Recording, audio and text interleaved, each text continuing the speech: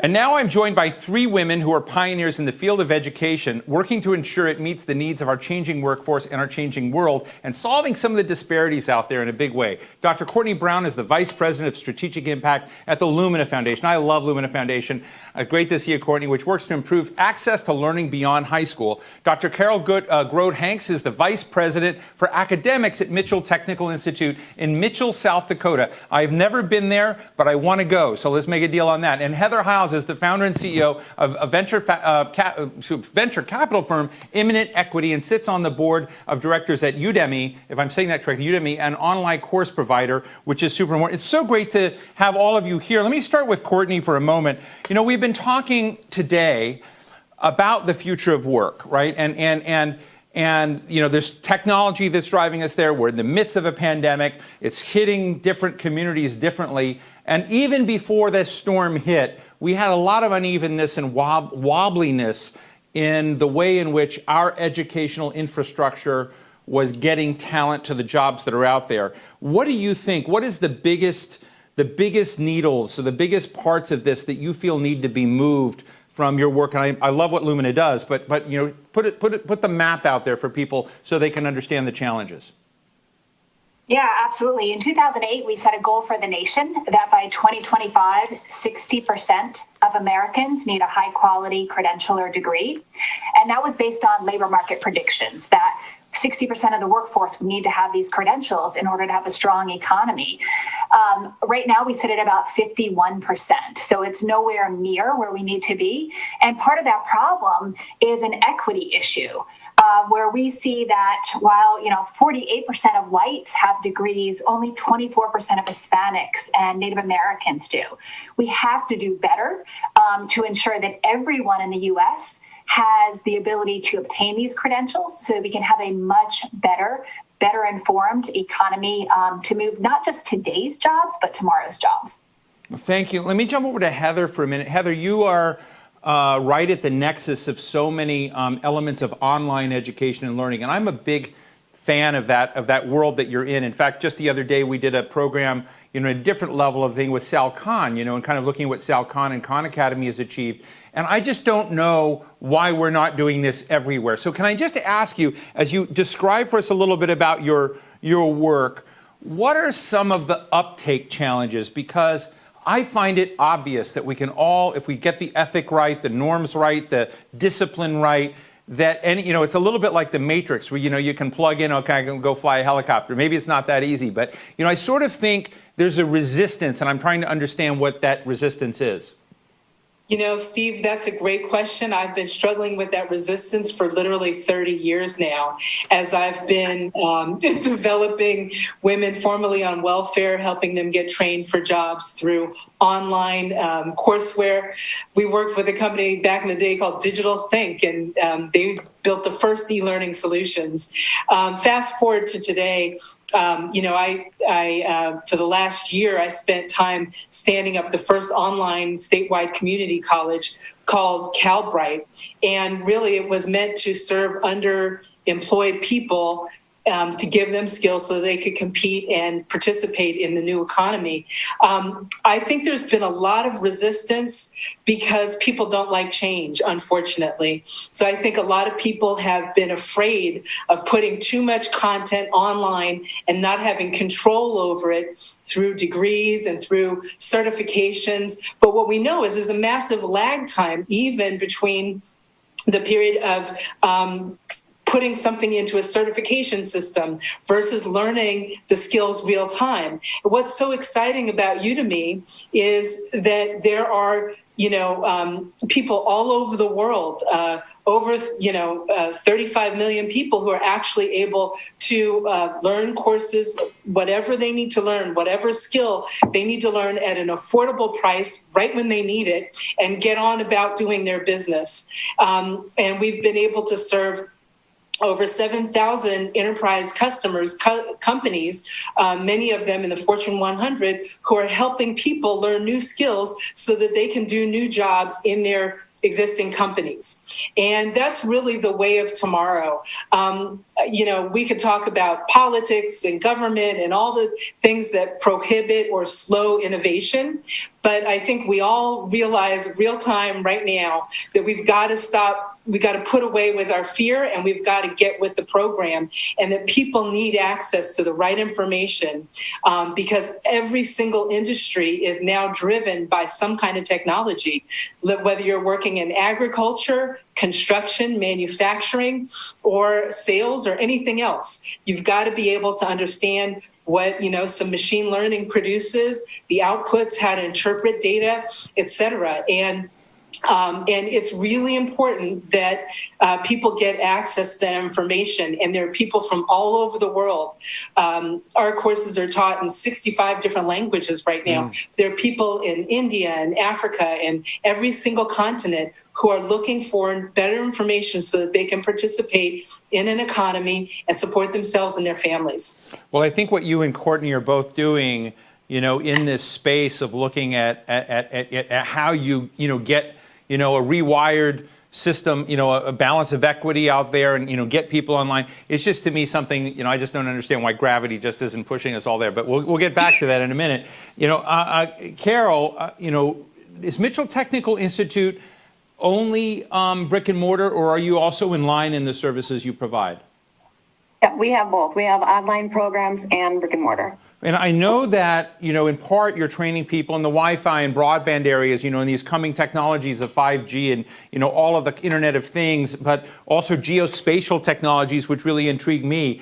I guess the question is, in where you sit, how are you drawing people in and attracting people to these topics and then connecting with the private sector or government so that there's a pathway, from someone's, intellectual itch to a training program to that. I hate to get so nuts and bolts, but I sometimes feel the nuts and bolts are really important. Right, and I appreciate that, and you're exactly right. It all boils down to those relationships that our faculty have with the industry partners that really build our programs. And so when we think about out in there, whether it's the geospatial technologies or your Wi-Fi broadband technologies, the industry has to come up with the means to support the programming that we offer here at Mitchell Tech, and so, or any of our technical institutes or colleges across our state as well. But one of the big programs that we did have is our Build Dakota program, where we had a private donor donate $25 million 6 years ago, and we matched that. And we're allowed to offer full ride scholarships to students in high demand career fields. And so the student was able to graduate with no debt and then land a superb job with great paying wages and follow their dream. You said the kind of the itch that they have, and they follow that. And that worked really, really well. We expanded the program by offering partnerships. So nearly in the 6 years that we've had the program, nearly 2,000 students have graduated debt-free and went on to those high quality careers. And if they can have a partner that partners with the scholarship fund, then we can double that money essentially. And then they work for a company in South Dakota for 3 years, and that's their commitment back to the company. It's been a great program. In listening to Courtney and Heather both, when we're thinking about why aren't people just jumping off the boat and going in for those credentials? And I think it's because we haven't, as a nation, really defined what those high quality credentials really mean. And I know we've gone from MOOCs to competency-based education, to badges, to, certificates, and industry needs to work with education so that we can combine those and find out what it truly means to have a quality credential. And then that quality credential offered at the college has value in the industry as well. I appreciate it. Courtney, how are you approaching this question of quality credentials that have some fluidity and currency out there? Yeah, great question. So quality and equity sit at the core of everything we do. So we define a quality credential as one that leads to further learning and employment opportunities. So no credential should be a dead end. We believe the future of learning is you're constantly working and learning. They aren't separate. You should be working while you're learning and learning while you're working, and continue to build on these competencies and credentials as you go. So, everything that Carol and and Heather were referring to is exactly how we're approaching it. There should constantly be pathways for people to continue to upskill, reskill, and skill. Well, don't leave that. Let me ask you all this, last few minutes. Courtney, you just said constant pathways to upskill, reskill, refresh. I totally agree. I totally don't see America doing that, I mean, not in scale.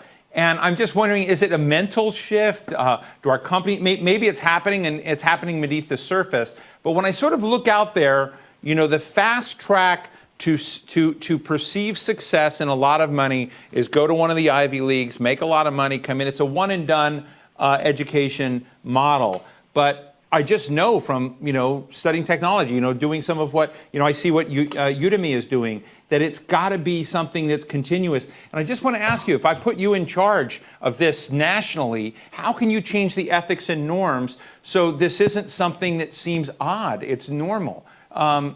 Just quick thoughts, Courtney. So first of all, over 65 million adults in the United States have a high school degree and no other credential beyond high school. Right. So we have to do something for those individuals. Those are 65 million people that are not going to get a degree. So these short-term credentials, these certification certificates are game changers, and they can lead to high-paying, good jobs for people. So I think it's the change in mentality. The Ivy League is for a very, very privileged, very tiny percent of Americans. Couldn't agree more. Carol? Yeah, same thing here too, and offering just some competency-based education. I think that the shift from that Carnegie unit where, you have to do the seat time, you have to have X amount of work that's visible for them to earn a credential is kind of going out the window. It has to be in the industry. If they're saying if they can come in as a skilled worker, it doesn't matter that they have a diploma or an associate's degree or a bachelor's degree. It matters that they have that skill.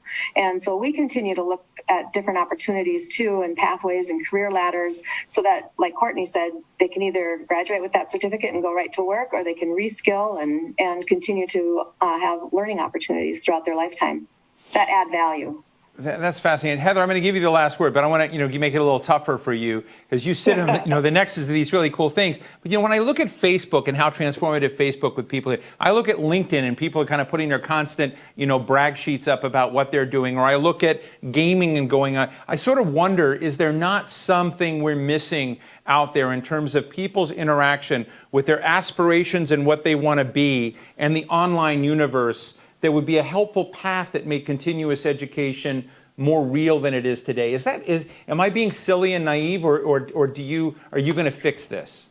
Well, Steve, I'm a true believer. If you're being silly, so am I, and so are all the folks in the Udemy world as well. We believe in the learners. We are their champions, and we believe in lifelong learning. To participate in today's economy, it is a gig economy. I know as an entrepreneur, I've had to learn new skills on a almost daily basis in order to achieve my own goals. And I think that that's true for almost every person in the world today. And so we've got to democratize and make affordable and accessible the information that is relevant to people real time. And there's already a platform that's advanced that and made that possible. It's called Udemy. We're not the only platform, but we're certainly the largest learning teaching marketplace in the world. And I think that there are a lot of us who believe that that's the way to go. It shouldn't be new skills and education is just in a 4-year program or a 2-year program, one period of life for the very privileged. It should be available to everybody whenever they need access to the information. And that's what we're standing for right now. Well, Heather Hiles, founder and CEO of Imminent Equity and a member of the board of directors of Udemy. Dr. Carol Grode-Hanks, vice president for academics at Mitchell Technical Institute, which sounds like a completely cool place. And Dr. Courtney Brown, vice president of strategic impact for the Lumina Foundation. Thank you. We didn't have enough time because I would love to explore all of these avenues a lot more, but I really commend you for the important work you're doing. Thanks for joining us today. Thanks for having us.